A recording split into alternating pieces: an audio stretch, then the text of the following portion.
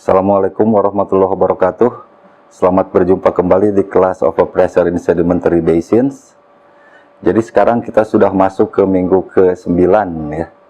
Di minggu ini kita akan masih membahas mengenai bagaimana kita mendetek dan mempredik overpressure sebelum melakukan pemboran. Jika di minggu sebelumnya kita mendiskusikan bagaimana kita memanfaatkan informasi geologi untuk keperluan deteksi dan prediksi overpressure, maka di minggu ini saya akan mendiskusikan bagaimana kita menggunakan data seismik untuk membantu mendetek dan mempredik overpressure sebelum melakukan pemboran, ya, seperti itu. Oke, jadi itu topik utama kita pada minggu ini. Nah, ini ada beberapa dasar yang harus saudara pahami sehubungan dengan penggunaan data seismik untuk mendetek dan mempredik overpressure. Oke, jadi kita kembali lagi ke gambar di kuliah-kuliah sebelumnya. Jadi kita coba lihat skematik sini. Kita lihat ini skematik dari dua kondisi batuan. Kondisi yang pertama ini adalah batuan dengan kompaksi yang kecil, kurang lebih seperti itu. Sementara yang kedua ini batuan yang terkompaksi lebih besar, gitu ya, seperti itu. Nah, kalau saudara lihat kedua kondisi batuan ini dan saudara hubungkan dengan seismic velocity di shale ini terutama ya. Jadi kenapa di shale nanti akan saya jelaskan lebih lanjut. Di shale dan shale-nya relatif homogen ya, seperti itu. Nah, jika saudara lewatkan gelombang seismik ke batu 1 dan ke batu 2 ini, kira-kira mana yang lebih cepat menghantarkan gelombang seismik tersebut, begitu ya. Oke, tentunya yang lebih cepat adalah yang keadaan kedua ini. Karena batu lebih kompak, karena gelombang seismik itu merambat lebih cepat di rock matrix dibandingkan di fluid. Itulah intinya, begitu ya, seperti itu. Sehingga di batuan 2, begitu seperti itu, gelombang akan merambat lebih cepat. Jadi dalam kondisi normal, gitu ya, jadi jika sedimen itu terkompaksi secara normal, seperti sudah kita diskusikan di kuliah-kuliah sebelumnya, kemudian litologinya itu homogen, shale homogen, gitu seperti itu. Maka apa yang akan kita jumpai sehubungan dengan kecepatan gelombang seismik? Ini saudara bisa lihat di sini, ini adalah kecepatan gelombang seismik, semakin ke kanan ini semakin cepat, kemudian ini kedalaman semakin ke bawah semakin dalam.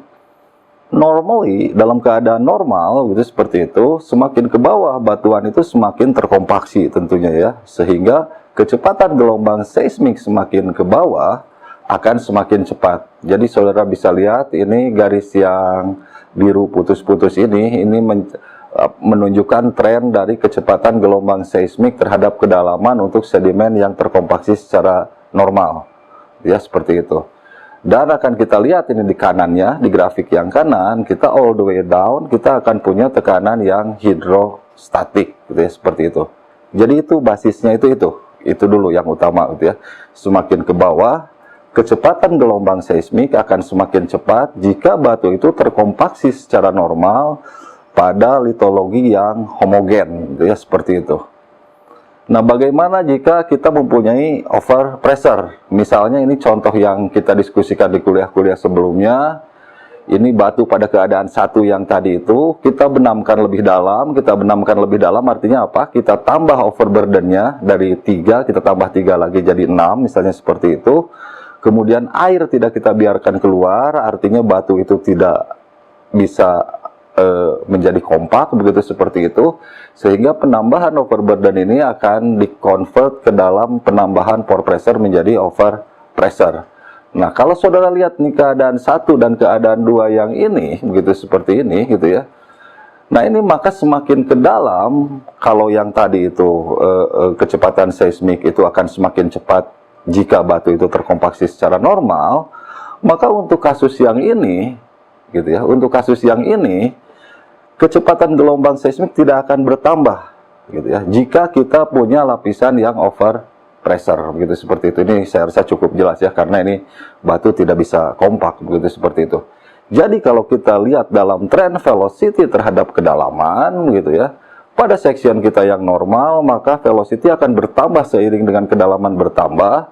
Tetapi jika kita punya overpressure, ini misalnya dimulai dari kedalaman 11.500 sekian, begitu kita punya overpressure, maka instead of bertambah velocity-nya, dia akan relatif menunjukkan low velocity compared to the normal compacted sediments, gitu ya, seperti itu.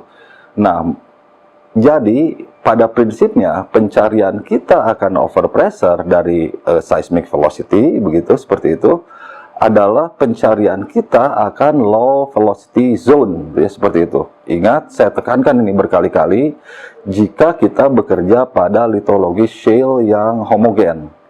Ya, jadi jika litologi shale-nya homogen, kita ketemu low velocity, itu kita bisa inferensikan bahwa low velocity itu diakibatkan oleh kemunculan overpressure, gitu, seperti itu ya. Oke, jadi itu dasarnya saya rasa sangat straightforward, sangat simple, begitu, seperti itu. Bagaimana kita mendetek overpressure dari seismic velocity, yaitu pencarian kita akan overpressure adalah pencarian akan low velocity zone jika litologinya seragam, gitu ya, seperti itu. Oke, jadi ini jika yang tadi saya coba bikinkan kartun dari gambar tekanan terhadap kedalamannya, ini saudara lihat, mungkin dimulai dari kedalaman tadi di mana kita mempunyai low velocity zone, kita akan punya tekanan yang melebihi normal atau over pressure, gitu ya, seperti itu. Oke, nah ini adalah pertanyaan yang sangat fundamental. Saya rasa ini banyak kawan-kawan bertanya ke saya. Nah, ini kenapa ini seismic velocity ini hanya bisa bekerja di shale, gitu ya, seperti itu. Ini tentunya akan saya jelaskan lebih lanjut nanti ketika kita membahas mengenai quantitative overpressure estimation. Jadi sekarang ya, you can take my word lah sekarang ini ya, sementara itu. Tapi saya janji saya akan jelaskan itu, gitu ya, seperti itu. Jadi ini beberapa points yang perlu saudara pahami, gitu ya. Kenapa hanya bekerja di shale?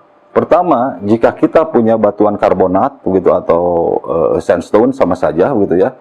Jadi velocity itu bukan hanya merupakan fungsi dari effective stress, gitu, seperti itu. Karena velocity di karbonat atau sandstone itu, velocity itu tadi kan related dengan compaction ya, compaction, porosity, begitu. Porosity di karbonat dan sandstone itu sangat kompleks, gitu ya. Karbonat kita tahu kita punya pelarutan di sana, kita punya rekahan di sana, gitu ya. Sementasi yang efektif misalnya di sandstone dan karbonat tersebut, sehingga velocity itu tidak merupakan fungsi dari effective stress. Yang artinya apa? Kita tidak bisa menggunakan velocity tersebut untuk mempredik atau mendetek over pressure, gitu ya. Karena ya over pressure kan kalau kita merefer ke persamaan Tersagi didapatkan dengan cara mengurangkan overburden dengan effective stress ya, seperti itu. Tapi tenang, itu akan kita bahas lebih lanjut di kuliah kita selanjutnya, begitu, seperti itu. Jadi itu yang pertama. Kemudian yang kedua, kenapa ini hanya bekerja di shale? Itu karena karbonat dan sandstone itu rock framework-nya itu sangat rigid, gitu ya. Sangat rigid, orang-orang sering sebut sebagai stress insensitive materials, gitu, seperti itu. Nah, jadi apa artinya? Artinya kompaksi segala macam itu di karbonat dan sandstone itu tidak akan mengakibatkan kenaikan overpressure. Itu sangat sulit sekali karena rock framework yang sangat rigid tersebut, gitu ya, dibandingkan dengan di shale, gitu, seperti itu ya. Jadi ingat, ini sekali lagi, ini hanya bekerja di shale, saya tekankan berkali-kali ya. Jadi sebagai konsekuensinya, seismic velocity tidak bisa untuk menginfer pore pressure di litologi selain shale. Banyak sekali literatur yang membahas hal ini. Jika saudara berminat, saudara bisa kirim email ke saya atau tuliskan di komen sini. Nanti saya akan berikan beberapa literatur yang membahas mengenai hal ini. Dan saya janji juga, seperti saya sebutkan, saya akan bahas ini lebih lanjut di kuliah selanjutnya, ya, seperti itu. Oke, nah ini beberapa hal yang harus diperhatikan juga ketika kita menganalisis overpressure dari data seismik, gitu ya, adalah bahwa velocity break itu, begitu, atau seismic break itu bukan hanya merupakan fungsi dari perbedaan pore pressure, gitu ya. Kita tahu di seismik kita sulit sekali membedakan shale dengan litologi selain shale, gitu, dengan sandstone misalnya, seperti itu. Jadi kalau saudara punya seismic break, gitu ya, itu jangan langsung diasosiasikan dengan kemunculan overpressure, karena ada hal-hal lain tentunya yang bisa mengakibatkan seismic break tersebut, begitu ya, seperti itu. Jadi ini misalnya ini saudara lihat bahwa ya, Seismic break itu dia bisa mencerminkan pressure break atau kemunculan overpressure, tapi seismic break itu bisa juga diakibatkan oleh kita punya depositional break. Jadi misalnya kita punya unconformity, itu akan memberikan velocity break juga yang tidak ada hubungannya dengan perubahan pore pressure gitu ya, seperti itu. Kemudian lithology, perbedaan lithology dari shale ke lithology non shale itu bisa memberikan pressure break, bisa memberikan velocity break juga begitu. Itu hati-hati juga gitu ya, seperti itu. Jadi jangan serta-merta ketika kita punya velocity break kita asosiasikan secara langsung dengan pressure break gitu ya, seperti itu. Nah, ini contoh yang cukup ekstrim. Saya pernah bekerja di cekungan yang seperti ini di daerah Seram misalnya ya. Seram itu tektonik dan strukturnya sangat kompleks sekali, banyak sekali thrust fault di sana gitu ya. Nah, ini skematik ini saya rasa cukup dapat menggambarkan bagaimana velocity break itu tidak serta-merta berhubungan dengan pressure break gitu ya. Jadi ini katakan kita melakukan pengeboran di sumur A ini di sini ya. Nah, kita punya thrust fault di sini gitu ya. Jadi ini lapisan yang tua ini terangkat ke lebih dangkal dibandingkan dengan lapisan yang muda gitu, seperti itu. Jadi ini yang kuning ini sebagai kibetnya di sini begitu misalnya, seperti itu. Nah, ini saudara lihat bagaimana ini kenampakan velocity terhadap kedalaman jika kita punya struktur geologi yang seperti ini gitu ya, seperti itu. Nah, ini di section yang atas ini di section yang terangkat ini kita punya velocity yang bertambah terhadap kedalaman nih, yang garis merah ini, putus-putus ini ya, gitu seperti itu. Nah, tapi ketika menembus thrust fault ini, begitu seperti itu, di bawahnya kita ketemu lapisan yang lebih muda atau yang less compacted, yang artinya kita akan punya deflection velocity ke arah low velocity zone, seperti itu. Apakah low velocity zone ini ada hubungannya dengan overpressure? Tidak, kalau dalam kasus ini. Jadi kemunculan low velocity zone di sini itu diakibatkan oleh keberadaan SAR naik ini, gitu ya, seperti itu. Jadi hati-hati jika saudara, kembali lagi message-nya itu hati-hati sekali jika saudara punya velocity break, jangan serta-merta langsung dihubungkan dengan pressure break, gitu ya, seperti itu. Dalam kasus kita punya structural geology yang cukup kompleks seperti ini, itu bisa jadi diakibatkan oleh kemunculan struktur, gitu ya, seperti itu. Oke, nah ini kemudian seismic break nih. Jadi kalau saudara punya, ini kembali lagi, seismic itu sangat sulit memisahkan lithologi shale dengan sand, ya, seperti itu. Jadi saudara lihat ini di sini, di section yang ini, kita punya perselingan antara antara sandstone dengan shale misalnya ya, di sini. Jadi ini yang isi-isi gas ini adalah sandstone, kemudian yang ini adalah shale, ya, seperti itu. Nah, kalau sandstone berisi gas, apa yang akan kita lihat di velocity? Velocity-nya akan deflect ke arah very low velocity, gitu ya, seperti itu. Nah, very low velocity di sini, ini tidak ada hubungannya secara langsung dengan kemunculan overpressure yang sangat tinggi, gitu ya. Tapi hanya karena kemunculan gas, gitu ya. Nah, ini bisa jadi pitfall nih, ketika kita mendetek dan mempredik overpressure dari data seismik. Karena kembali lagi, seismik sangat sulit memisahkan sandstone dengan shale, ya, seperti itu. Jadi kembali lagi, kalau informasi mengenai seismik ini digabungkan dengan pemahaman saudara mengenai kondisi geologi di daerah di mana saudara bekerja, itu akan membantu mengeliminir pitfall yang kemungkinan akan terjadi, gitu ya, seperti itu. Hati-hati, gas efek bisa menyebabkan shifting velocity ke arah low velocity zone yang tidak ada hubungannya dengan kemunculan overpressure secara langsung, ya, seperti itu. Oke, jadi ini kemudian nih contoh yang sangat bagus sekali. Ini saya rasa ini gambar schematic dari Bell itu ya. Ini saudara lihat gitu ya. Ini yang diamond ini adalah pengukuran pressure secara langsung. Kemudian garis yang hitam tegas ini adalah data seismic velocity, gitu ya, seperti itu. Nah, kalau saudara lihat di sini, ini yang garis yang hitam putus-putus tipis ini adalah trend velocity terhadap kedalaman, gitu ya. Saya ambil salah satu contoh yang ekstrim di sini. Ini velocity-nya very high. Lithologinya bukan shale, mungkin ini karbonat atau sandstone, gitu ya, seperti itu. Velocity very high, tapi kita punya overpressure yang very high, gitu ya, seperti itu. Nah, kembali lagi, kenapa terjadi seperti ini? Karena seismik hanya bisa mendetek dan mempredik overpressure di litologi shale, gitu ya. Jika litologinya bukan shale seperti ini, kita tidak bisa mengapply seismic velocity. Ini contoh, ini di data dari Gulf of Mexico. Ini saya rasa hard evidence, gitu ya. Kita punya high velocity, yet kita punya high overpressure, gitu ya, seperti itu. Ingat, saya tekankan berkali-kali lagi, kita hanya bisa menggunakan data seismic velocity dan juga well velocity, nanti akan kita bahas dari sonic misalnya seperti itu, untuk mendetek dan mempredik overpressure di shale, gitu ya, seperti itu, kayak gitu. Kita tidak bisa menggunakan itu untuk litologi selain shale, ya, seperti itu. Oke, jadi itu beberapa basic yang saudara harus pahami dulu, gitu, sebelum kita menyiapkan data velocity untuk digunakan mempredik dan mendetek overpressure. Nah, sekarang bagaimana kita menyiapkan data seismik untuk keperluan analisis pore pressure? Jadi ada dua sumber data seismic velocity. Jadi seismic velocity yang kita gunakan itu ya, karena dasarnya tadi itu kan seismic velocity. Kalau dalam kondisi normal, velocity ke bawah semakin cepat. Kalau ada overpressure, dia akan deflect ke arah low velocity. Nah, jadi ada dua sumber data seismic velocity, bisa didapatkan dari pre-stack velocity data. Jadi ini dari raw data, raw seismic data, raw velocity data. Atau yang kedua, dalam kasus data pre-stack tidak tersedia, saudara bisa melakukan yang kawan-kawan geofisika sering sebut sebagai inversi ya, dari data post-stack, dari data impedance, gitu, seperti itu. Nanti akan coba kita lihat. Oke, sekarang kita akan coba diskusikan bagaimana kita menggunakan data pre-stack velocity untuk menganalisis overpressure.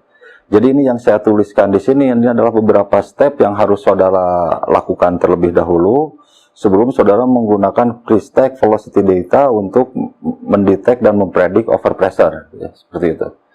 Oke, jadi hal pertama yang harus saudara lakukan tentunya adalah picking dari velocity, itu ya, seperti itu. Itu nanti akan kita lihat. Kemudian kedua, tetap itu ya, data velocity itu harus selalu dikalibrate jika ada tentunya ya. Dikalibrate dengan apa? Dengan data well velocity yang kita dapatkan dari sonic gitu misalnya, seperti itu ya, kayak gitu. Nah, kemudian tadi sudah kita diskusikan bahwa tidak serta-merta velocity break ke arah low velocity atau high velocity dalam kasus yang tadi juga gitu ya, seperti itu tidak serta-merta langsung kita bisa gunakan untuk menginferensikan pore pressure regime gitu ya. Kita harus betul-betul yakin bahwa velocity break tersebut tidak ada hubungannya misalnya dengan lithologic break, dengan depositional break, dengan kemunculan gas dan lain-lain. Jadi kita harus analisis dulu eventsnya itu ya, seperti itu. Nanti akan coba kita lihat. Nah, kemudian setelah semua itu saudara analisis, baru saudara bisa menggunakan data pre-stack velocity tersebut untuk pore pressure prediction ya, seperti itu. Jadi stepnya seperti itu. Oke, ini yang pertama, ini bagaimana kita picking data velocity untuk analisis pore pressure. Jadi ini mungkin slight different dengan picking velocity untuk geological purposes ya, seperti itu. Nah, ini datanya, ini data gathernya begitu, seperti itu. Kemudian nih kawan-kawan geofisika, saudara bisa diskusi dengan untuk lebih mendalamnya dengan kawan-kawan geofisika. Ini ada langkah yang dinamakan NMO, yaitu normal move out nih, untuk membuat offsetnya, offset seismic offset itu menjadi zero gitu ya. Sering juga disebut sebagai flatten process begitu, seperti itu. Jadi di pick ini data-data velocity di sini begitu ya, untuk mendapatkan velocity yang zero offset gitu ya, seperti itu. Jadi saudara akan dapat nilai velocity stack di sini. Kemudian dengan persamaan-persamaan yang well known, saya rasa di geofisika, saudara bisa convert ini misalnya dengan persamaan Dix gitu, bisa convert ini ke dalam interval velocity yang merah ini.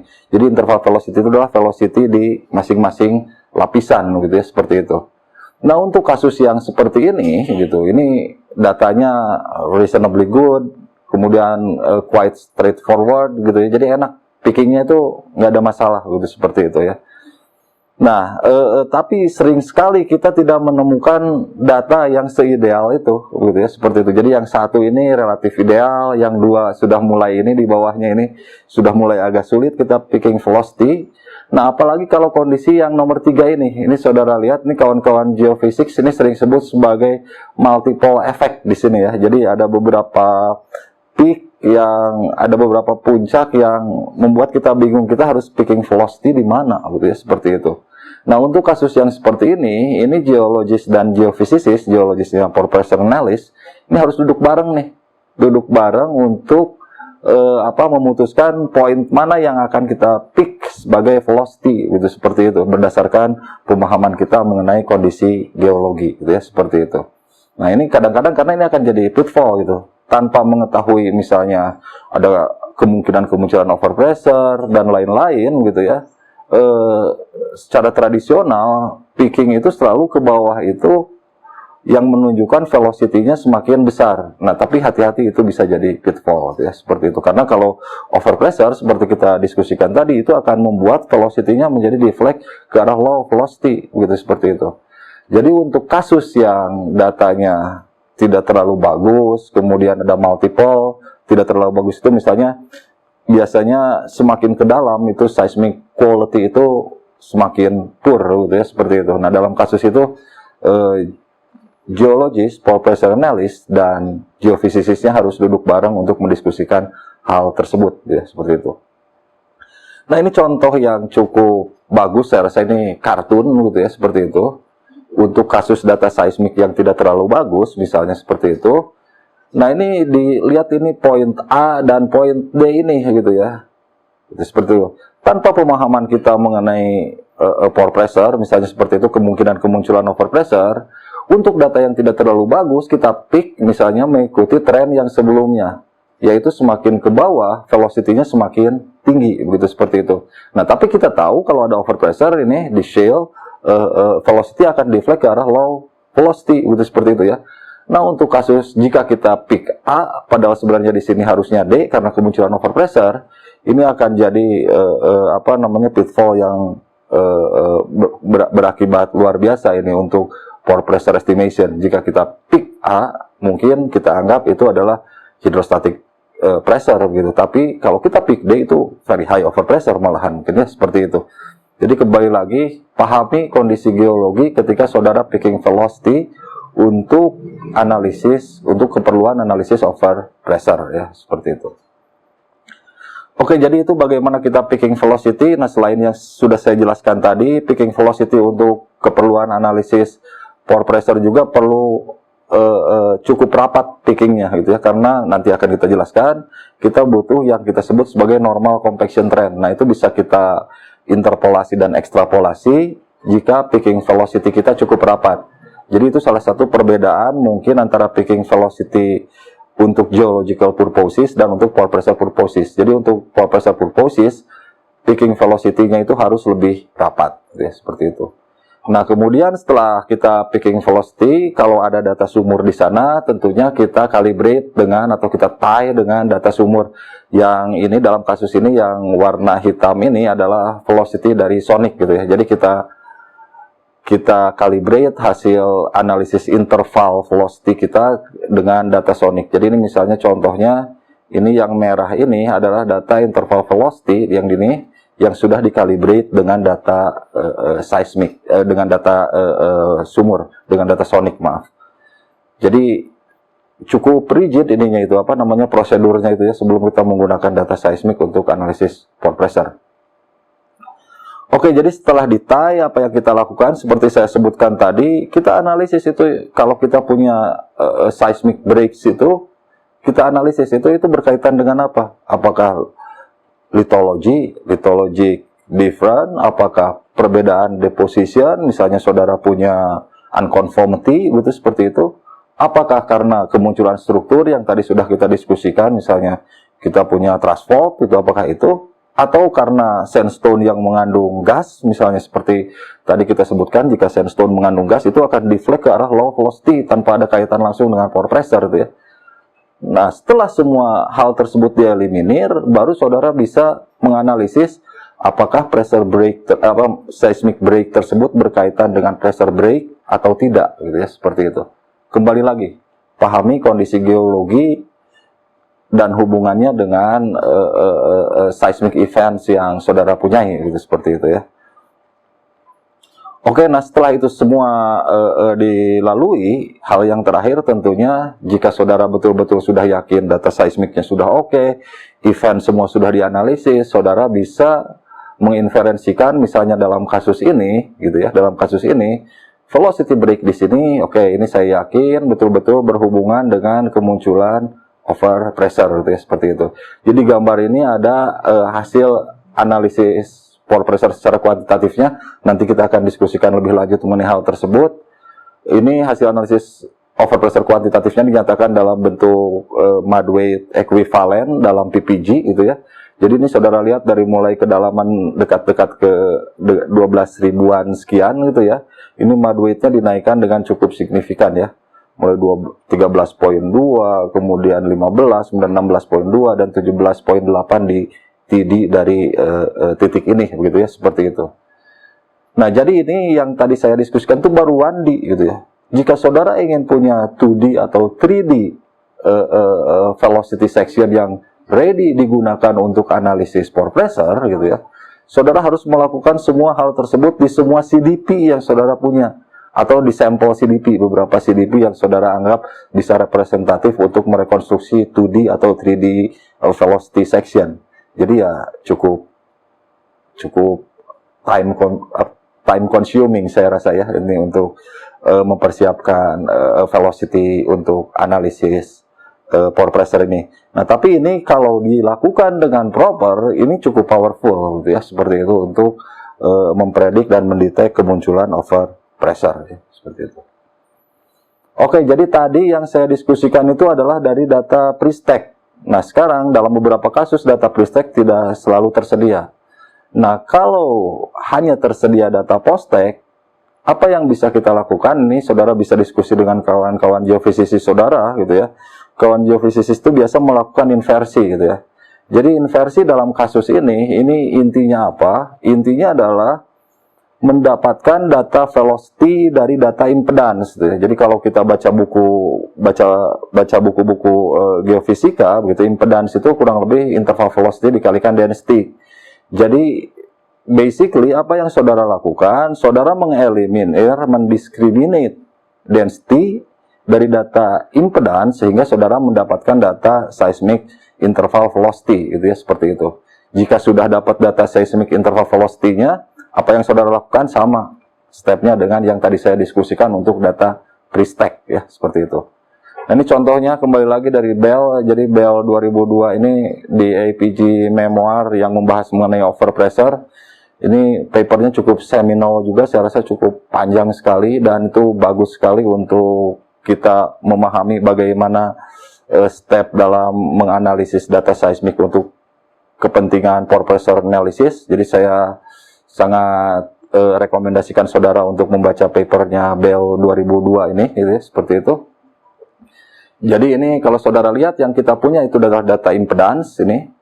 Nah, kita akan mengeliminir density dari data impedance ini sehingga saudara dapatkan data interval velocity. Jadi intinya seperti itu. Saudara diskusikan lebih lanjut dengan kawan-kawan geofissis, gitu ya. Kemudian dapat inverted velocity digabungkan dengan low frekuensinya, kita akan dapat final interval velocity yang ready untuk digunakan untuk menganalisis kemunculan over pressure ya, seperti itu. Oke, jadi itu dua sumber data untuk mendapatkan seismic velocity, yaitu pre-stack dan post-stack. Nah, ini ada beberapa catatan yang harus kita hati-hati, ini berdasarkan pengalaman dan dari literatur, gitu ya, ketika kita menggunakan data seismic velocity untuk analisis pore pressure. Jadi yang pertama itu adalah uncertainty yang cukup tinggi dalam memisahkan sand dengan shale, gitu ya, seperti itu. Kalau dengan karbonat mungkin relatif mudah, gitu ya. Tapi antara sand dengan shale karena range velocity-nya tidak terlalu ekstrim, begitu, itu sangat sulit untuk memisahkannya. Nah, sementara kita tahu bahwa velocity, any kind of velocity, seismic velocity, well velocity, itu hanya bisa kita gunakan untuk mendetek dan mempredik overpressure di shale lithology, gitu ya, seperti itu. Jadi itu yang saudara harus ingat. Pertama, uncertainty dalam memisahkan sand dan shale-nya cukup tinggi. Hal kedua ini banyak juga dibahas di literatur, yaitu bahwa seismic survey itu data yang dihasilkannya itu tidak vertikal seperti well velocity dari sonic gitu ya, seperti itu. Dan horizontal velocity itu kecenderungannya itu lebih besar dibandingkan dengan vertical velocity kalau kita bekerja di shale, karena apa yang disebut sebagai anisotropi itu ya di shale itu. Jadi kembali lagi, lateral velocity itu lebih besar dibandingkan vertical velocity. Nah, jadi seismic velocity itu secara umum itu selalu lebih besar dibandingkan nilai sesungguhnya kalau kita bandingkan dengan well velocity gitu ya, seperti itu. Nah, ini hati-hatinya ketika kita mau melakukan pengikatan antara seismic velocity dengan well velocity. Kalau ada perbedaan ya mungkin itu nature, it is what it is gitu ya. Jangan terlalu dipaksakan juga untuk shifting untuk pas sekali dengan dengan well velocity, karena nature-nya memang seperti itu, apalagi kalau kita bekerja di shale. Horizontal komponen di seismic data itu cukup besar, seperti itu ya. Oke, saya rasa itu yang harus saya berikan pada kuliah minggu ini gitu ya. Jika ada pertanyaan seperti biasa silahkan dituliskan di comments dari video ini. Terima kasih. Assalamualaikum warahmatullahi wabarakatuh.